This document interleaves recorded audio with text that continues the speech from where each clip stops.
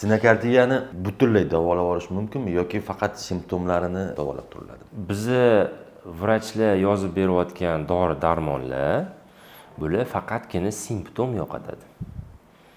Bizni yozib berayotgan ya'ni dori-darmonlar kelib chiqish sababini davolay olmaydi. Shifokor tomonidan yozib berilgan sintetik tabletkalar faqatgina simptomni kamaytirib bera oladi. Og'riqni, hansirashni va hokazo shikoyatlarni etiopatogenetik davolay oladi faqatgina sog'lom turmush tarzi, yurakda, kardiologiyada. Leobakteriya har kuni sog'lom turmush tarziga rioya qilib yashaydi, misol uchun. Suv ichinglar deydilar, o'zlari ham ichadilar.